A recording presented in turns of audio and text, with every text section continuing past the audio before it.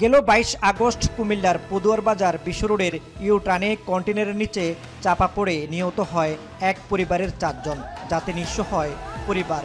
দুর্ঘটনার পর চালক আটক হলেও স্বজনদের আকুতি আর কোনো পরিবারে যেন এমন কালো ছায়া নেমে না আসে। ভাই হারাইছি, বাতিজা হারাইছি, বাবি হারাইছি, সবাই তো হারাইলাম এবং পুরা ফ্যামিলিটাই শেষ, পুরা ফ্যামিলিটা শেষ হয়ে গেছে। এইভাবে জানি ভবিষ্যতে জানি এইভাবে আর কোনো কেউ ছেলে না হারাক, কেউ ভাই না হারাক। যে দুর্ঘটনাগুলো ঘটছে অহরহ আমরাও তো যদিও সমাজসেবক, কিন্তু পরিবহনটা তো আমাদের হাতে না। এই নিরাপত্তাটা যেন সরকার একটু কড়াকড়িভাবে নেয়, এটা আমার কাছে জোর দাবি। আলোচিত এই দুর্ঘটনা ছাড়াও হাইওয়ে পুলিশ কুমিল্লা রিজিয়নের তথ্য মতে গেল 9 মাসে শুধুমাত্র ঢাকা চট্টগ্রাম মহাসড়কেই 465টি দুর্ঘটনা ঘটেছে, যাতে প্রাণ গেছে 284 জনের, আহত হয়েছেন 509 জন, আর পঙ্গুত্ব বরণ করেছেন বহু চালক ও যাত্রী। আর পুরো রিজিয়নে 842 দুর্ঘটনায় প্রাণ হারিয়েছেন 525 জন। দেশের অর্থনীতির লাইফলাইন ঢাকা চট্টগ্রাম মহাসড়কে প্রতিদিন হাজারো ট্রাক, কাভার্ড ভ্যান, লরি ছুটে চলে বন্দর থেকে রাজধানীতে। 2 লেন থেকে 15 বছর আগে মহাসড়কটি 4 লেনে উন্নীত হলেও বাড়েনি নিরাপত্তা। কয়েকগুণ বেড়েছে যানবাহনের চাপ, যাতে প্রতিনিয়ত বাড়ছে যানজট ও দুর্ঘটনা। কুমিল্লার 104 কিলোমিটার অংশে রয়েছে 84টি ইউটার্ন। সড়ক বিভাগের অপরিকল্পিত এসব ইউটার্নের বেশিরভাগ এখন পরিণত হয়েছে মৃত্যুফাঁদে, যার জন্য দায়ী করা হচ্ছে উল্টো পথে যান ও নিষিদ্ধ 3 হুইলারের দৌরাত্ম্যকে।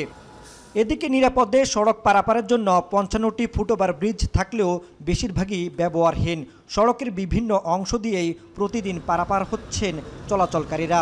এছাড়া যানবাহনের বেপরোয়া গতি, নিদ্রা চোখে গাড়ি চালানো, ফিটনেসবিহীন পরিবহন ও সংশ্লিষ্ট প্রশাসনের দুর্বল নজরদারিতে অনিরাপদ হয়ে উঠছে সড়ক। সরকারের যে নির্দেশনা আছে বা ফুটওভারগুলো দিয়েছে, এগুলো যদি আমরা যাতায়াত করতাম তাহলে দুর্ঘটনা হতো না। আমার তো ওভারব্রিজে উঠতে কষ্ট হয়, এই জন্য উঠতে পারতেছি না। তো দুর্ঘটনা যদি মারা যান তাহলে দায় দিব কাকে? আল্লাহ রাতে। নিরাপদ সড়কের জন্য সরকার পর্যাপ্ত ব্যবস্থা গ্রহণ করছে, এখন করার পরে জনসচেতনতার অভাব। এখানে উল্টা অটো, সিএনজি হইতে আরম্ভ করে সব গাড়ি উল্টা পাল্টা যায়। আমরা তো পেটে দেয় পুলিশের ভয়ে মানে ফাঁকে ফাঁকে চালাই আর কি। এই উঠান ঘুরতে হলে মনে করেন মিনিমাম 2 কিলোমিটার ঘুরে লাগবে। বেশিরভাগ গাড়ি, শুধু আমি না, বেশিরভাগ গাড়ি মনে করেন সিএনজি, অটো রিক্সা সবাই দিক দিয়ে রং সাইডে ঢুকে যায়। আমরা প্রতিনিয়ত এখানে মানুষের প্রাণ যাচ্ছে, প্রতিনিয়ত এখানে কেউ না কেউ দুর্ঘটনার শিকার হচ্ছে। এই দুর্ঘটনা থেকে বাঁচানোর জন্য সরকার পরিকল্পনা গ্রহণ করেছে, একটা ইউলুপ করবে এবং 3টা আন্ডারপাস করবে। নানাবিধ প্রশাসনিক এবং আমলাতান্ত্রিক জটিলতার কারণে ইউলুপের কাজগুলো আর হচ্ছে না এবং আন্ডারপাসের কাজও থেমে গেছে। হাইওয়ে পুলিশ বলছে অসচেতনতা, উল্টো পথে গাড়ি চলাচল, 3 চাকার যান এবং ত্রুটিপূর্ণ সড়ক ব্যবস্থাপনাই দুর্ঘটনার মূল কারণ। আইন প্রয়োগ করেও অনিয়ম ঠেকানো যাচ্ছে না বলছেন তারা। পার্টিকুলার একটা দিবস নিরাপদ হবে, ঠিক আছে, বাট আমরা চাই প্রত্যেকটা মিনিট, প্রত্যেকটা সেকেন্ড নিরাপদ থাক।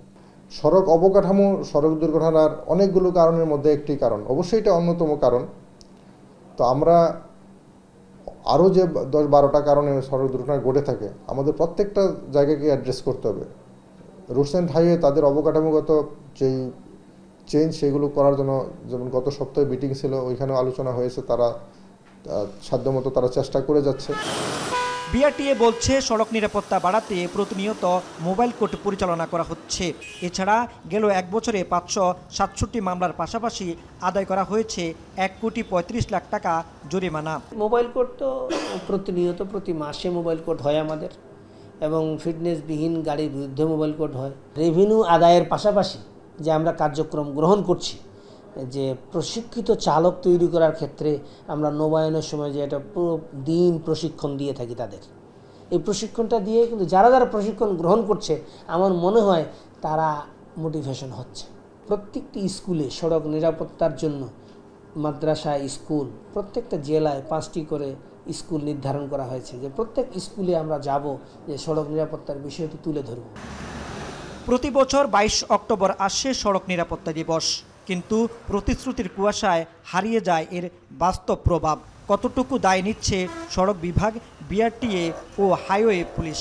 এবার সড়ক নিরাপত্তা দিবসের প্রতিশ্রুতি যেন না থাকে শুধু ক্যালেন্ডারের পাতায়, বরং বাঁচিয়ে রাখুক প্রতিটি মানুষকে, প্রতিটি পরিবারের স্বপ্নকে। সেই প্রত্যাশা সবার। মাসুদ আলম, এখন, কুমিল্লা।